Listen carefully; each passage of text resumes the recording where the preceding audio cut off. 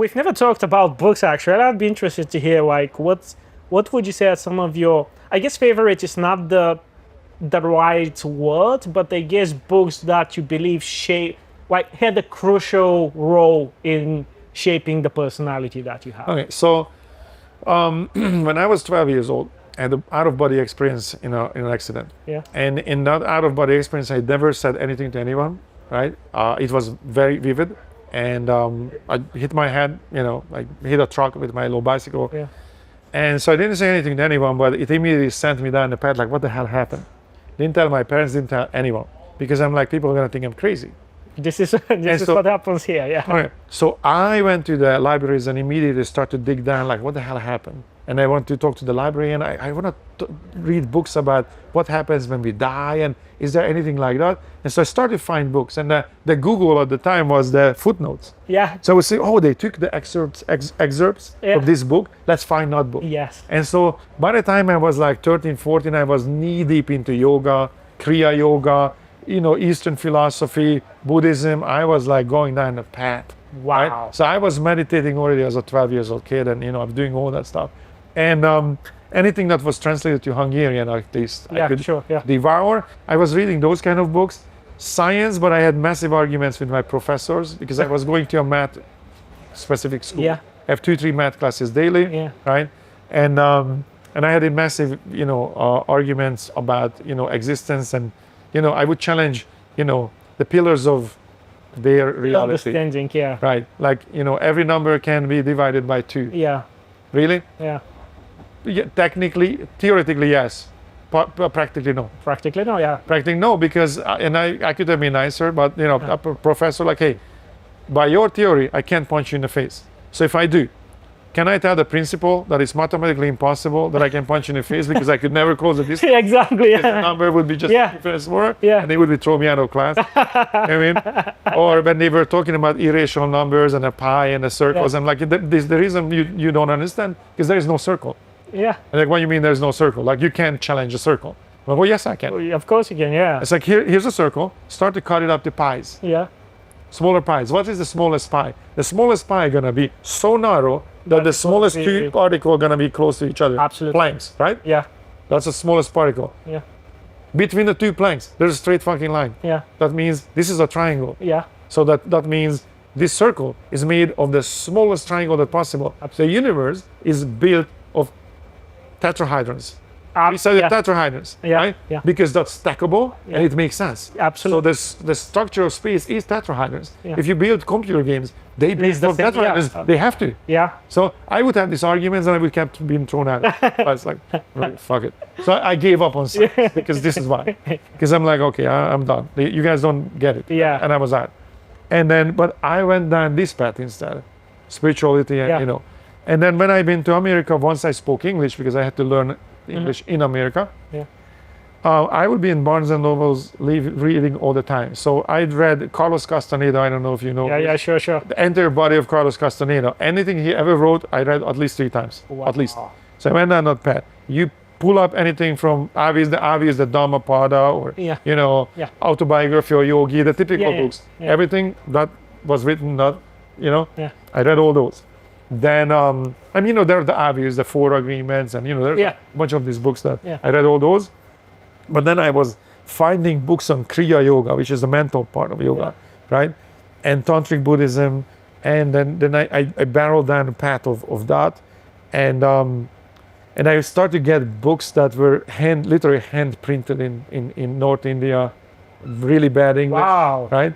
And so, so I kind of went, I still read various books, and I read, scientific papers and even white papers about technology and scientific papers about, particle science and quantum physics, string theory, all that shit. But the main line is the spiritual books, because I started to figure out that these people knew things hundreds and some thousands of years ago that right now science just starts proving.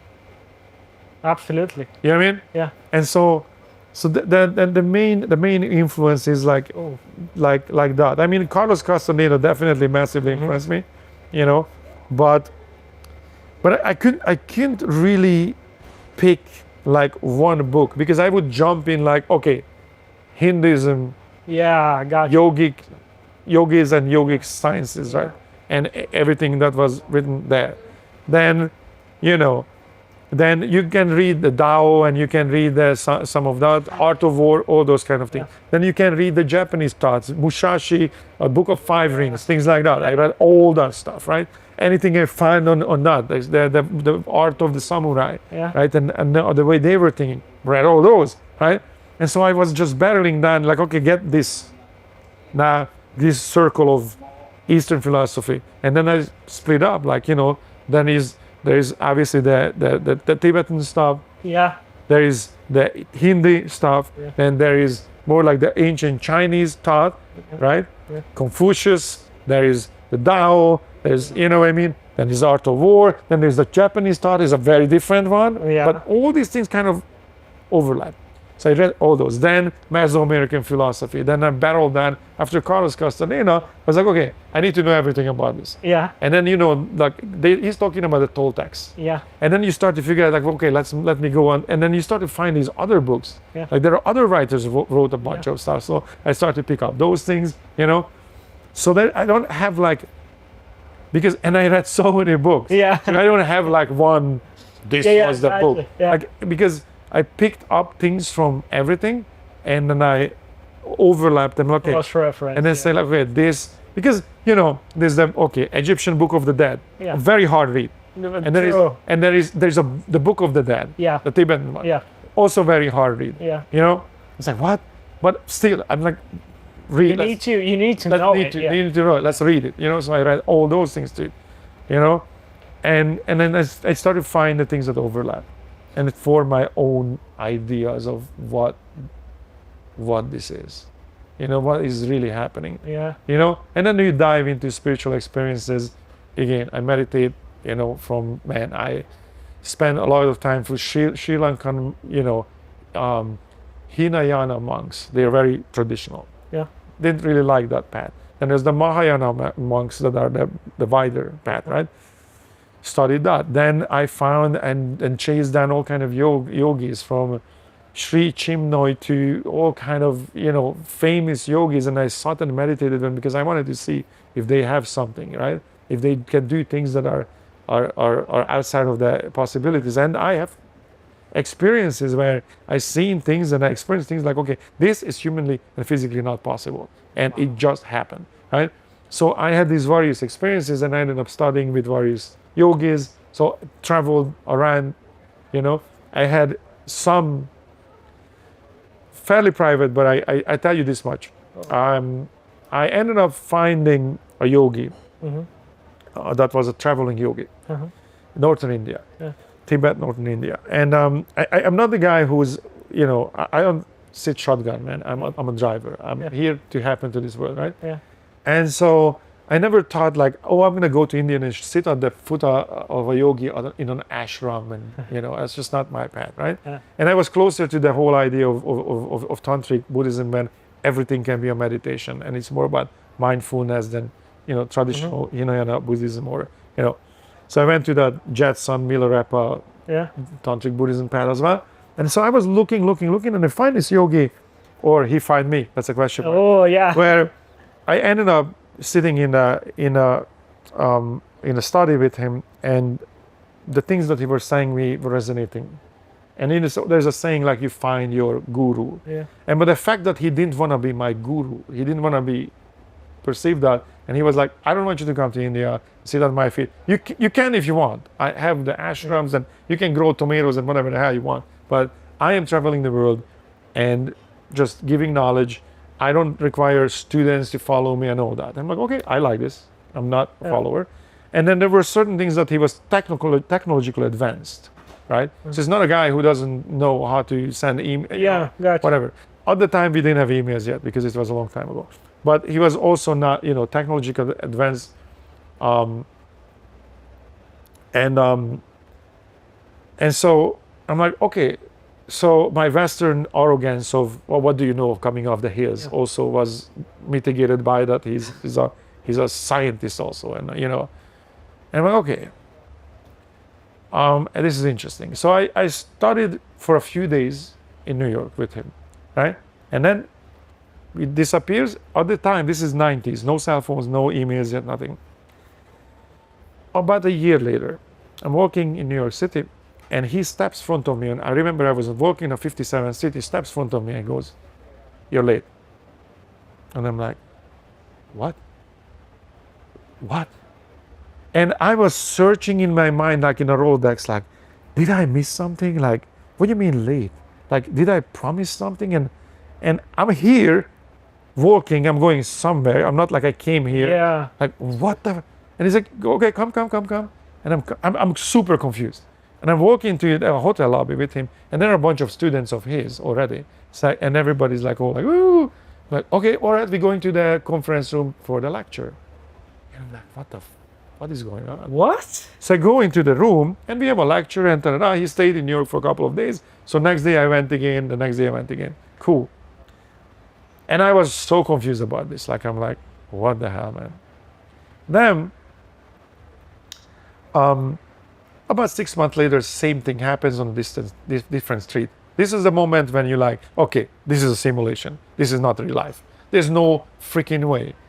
It happened again. Like, I'm walking in the street and he goes, "You're late again." I'm like, "Bro, What? what? Come on." And I'm like, and you know, again, this is a person who studied all this, right? So I'm really well read, and I barreled down, and I've seen yogis that did things that I can't explain. And I still was like, what the hell is going on? Same thing, lecture, whatever. And I was heavy meditating, transcendental meditation, various yogic techniques, some deep, knee deep. And then he goes, "Okay, we can initiate you into the path." And the initiation is, imagine this. It's like when you're a kid, you know that there's Santa Claus. Yeah. And once you realize that there isn't, you can't go back and enjoy Christmas the same way. Yeah. You can't pretend. Yeah. It's kind of like that. If you walk through this bridge, you can say no and stay in a human realm. And you will be happy and sad and live a human existence. Is beautiful. Sometimes painful, sometimes happy. It's beautiful. Once you walk through this path, you understand reality. You will know. Once you know, you cannot unknow. Once we lift the veil of Maya, you will know what this is. You can't go back. And the only thing you have in life that you will recognize the other ones who crossed. Because it's kind of like you pop your head out of the water. And when you look around, you only see those who also pop their head out. You recognize your kind. That will be your life. Do you want to walk through? I mean, like, sure. Let's go. So I go to the initiation process. It's private. You get certain techniques and what to do. And, you know, and again, at this point, I'm doing it for way over a decade. So, Yeah. you know, but I'm still like flabbergasted, like, what the hell, what? I'm walking on a street, and things like this would happen to me. I'm walking, a monk, yellow robe, traditional beads, all, sees me from the other side of the street. They usually nod at me. I'm like, how do you know? Right? And then one day, one of them crosses the street and he's like, "How you doing?" I'm like, "I'm good." It's like, "You're looking good." And I'm like, "I don't know you, but okay." Right? It's like, "Okay, you know." It's like, and he used the word God, but it's like, Yeah. it's like, "Do you understand now?" Like almost like as if a conversation was that never happened before continued. Like, and this was right after my initiation. It's like, "Do you finally do you get it now? Do you understand?" And I'm like, "Well, I think so." And he goes, "You can't be on the fence. You believe or not. There is no kind of belief. Wow. It's either you believe and everything else is outside of that." You know, there is that Western saying that there's belief and the fence belongs to the devil. Yeah. If you're sitting on the fence, it's already belong to that devil. But he didn't say that, but that was the meaning. Like, do you understand now that you either believe and accept all of it or you just don't? Right? And he goes, and I thought like, "Oh, we're gonna do a magic trick." And he goes, think of a number between 1 and 100. I'm like, "Okay." Write something. It's like, "Okay." No way. No, I'm not kidding. It's like, "Here, put it in your pocket and we'll deal with that later. And then we get into a conversation of like, so you doing the techniques and this and that, and as if he knows me. Never seen this man before, right? And he's in a yellow robe, the whole 9 yards, right? So we have like maybe a minute conversation, and then he's like, okay, just keep going, and remember, maybe is not believing. Maybe is not believing. Sometimes it's not good enough. You believe or you don't. And then I'm okay, it's okay. He smiles and walks away. So I'm confused. I'm walking. What? And all of a sudden, hey. I turn around and he goes, the pocket. I took out the paper and it's a number that I thought of, between 1 and 100. And he just smiles. What? And he's like, I'm in a Carlos Castaneda book right now, right? And I look at the number, I look at him, it's like, and he walks away. What? I'm like, are you kidding me? Now, a year or so later, I moved to Los Angeles. And I'm on Melrose Street, where there's this coffee house I always go to, right? And I almost daily I go there. And so this was 2003-ish. Okay. I moved to Los Angeles in 2000. So the last time I saw him was 1999, right? 2000 I moved to Los Angeles. 2003, this is 3 years later. I'm getting my coffee, right? I'm getting my coffee and coming out of the place, and right next to this Earth Coffee I used to go to, there's a spiritual book. It has a circle of window. They sell incense and spiritual books. And as I'm walking, somebody banging on the window. I look in, I shit you not, it's him. And what? He's like, I'm like, bro, I almost dropped my coffee. What? Like, what in earth? I walk into the bookstore and he goes, again, sit down, everybody's here already. And there were like 20-something people in a room. And I'm like, are you shitting me? And so I sit down and we took the lecture. Again, he spent 3 days, gave me a bunch of techniques, what to do. Gave me very specific things, work on this, work on that. And that was the last time I saw him. And there was an interesting thing. He goes to me, you really want to be famous? And I knew when he asked me this question, this was loaded. Yeah. I'm like, and I knew that I'm not going to say like, I can't be shy. Yeah. Or because also I almost felt like this is connected to reality. Yeah. And so I was like, I can't lie. I can't say, I can't pretend that I'm humble. And I'm like, look, fame is a side effect of something I'm doing. And there's something I want to do, And he looks at me, okay. Because I knew I can't say, oh no, I knew, but I didn't want to be like, oh yeah. Yeah, sure. That's also not the point. It's like I said, fame is the side effect of something important I do, and that important thing I want to do. And he goes, okay, and walked away. And after this, when my career took off, basically. Wow. Yeah. That's insane. Right. So I have experiences and I've seen shit that I cannot explain. Yeah. This being one of them. But I had many that I'm like, bro. Wow. There's, there's way more to this. I definitely want to get. We're finishing. Yeah. We have to get on stage. Yeah. Let's finish. Let's finish.